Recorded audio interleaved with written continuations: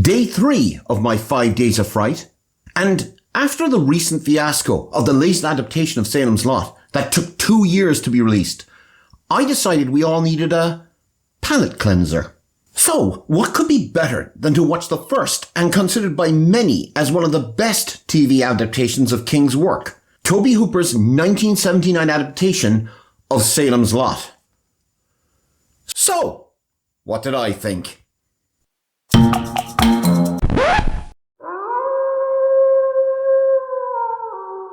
5 Days of Frights. Author Ben Mears, played by David Soul, returns to his childhood hometown of Salem's Lot to write a novel about the Marsden house, a mansion with a terrible history that overlooks the town.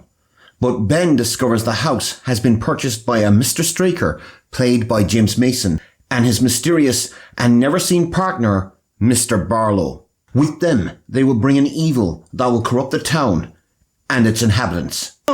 The late 70s, a time where a well-turned flare trouser could set hearts a-fluttering. Dacron, polyester and cotton wash and wear suits. Business suits in Dacron and wool tropicals. And the miniseries was king, where fading movie stars, past their prime, shared the screen with TV stars at the height of theirs, in shows like Roots, Pearl, and perhaps the too subtly titled The Bastard.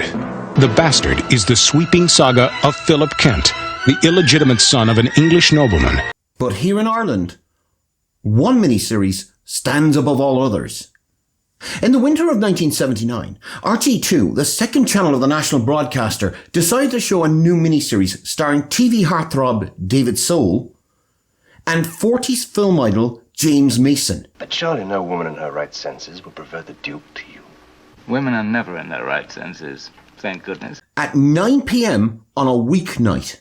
A series that ensured a generation of school kids would have nightmares for weeks to come and 45 years later still remember the miniseries, Salem's Lot. In the wake of Brian De Palma's success with Carrie, Warner Brothers had acquired the rights to King's second published novel, Salem's Lot. But producing a feature film proved to be elusive to the point that the project was handed over to Warner's television department and producer Richard Kobritz.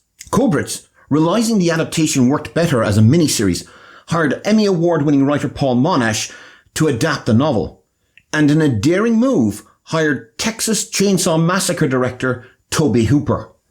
One would have assumed hiring the director of the then considered controversial Texas Chainsaw Massacre and its luridly titled follow-up, Eaten Alive, would prove to be a mistake. But Hooper was a perfect choice. Together, Hooper and Monash would circumnavigate the violence and graphic scenes in the novel, such as the death of the baby Randy McDougall. Here, it's mentioned as an aside in order for the story to pass FCC and internal network censorship. Roots had only a year before been the first network drama to show female nudity. Instead, they chose to create a drama that felt more like a ghost story, and to quote Hooper, had the overtones of the grave. Monash made significant changes to the story. Characters are amalgamated, entire subplots dropped, with producer Richard Kobritz adding further changes himself, including turning the urbane and cultured vampire Kurt Barlow into a savage, almost feral monster in the style of Nosferatu. A decision that was so successful that the makers of the remake recently simply copied the look. And yet, with all those changes, Salem's Lot is the perfect example of adapting a novel for the screen without losing the essence of what makes the story. That sense of the decay of the 70s, an America in decline, lost in the aftermath of the Kennedy killings, the assassination of Martin Luther King, Watergate, and the end of the Vietnam War, is as pervasive here as it was in the book. This is a small town dying, but underneath there is also something so rotten at its core that it makes Barlow and Straker choosing the lot the logical choice. That sensation seems to be personified in Parkins Gillespie, played by Dune's Kenneth Macmillan. Whereas in the book, he was just a country constable out of his depth. Here he's unfriendly, hostile, incompetent, cowardly. And that brings us to the performances. Salem's Lot is a masterclass in casting. In particular, David Soul, showing why he was the leading TV star of the 70s. His Ben Mears perfectly captures his obsession with the Marsden house with a look or a glance and a few skillfully delivered lines. A scene where Mears tries to sellotape 2 tongue depressors into a rough cross while desperately trying to recite the 23rd Psalm would be laughable if delivered by another actor. But Soul makes it chilling. James Mason as Straker gives a resonance to the character not in the book.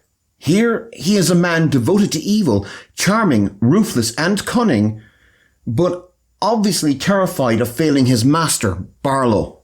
And all of this comes together beneath the capable direction of Tobe Hooper. Using the limitations of 70s TV production to his full advantage, Hooper filmed the entire 3 hours in July and August, 3 months before broadcast. Turn off the colour, and this feels like a universal horror movie of the 30s, to the point one wouldn't have been surprised if Karloff or Lugosi strode across the screen. Yet Hooper still brings something new to the genre.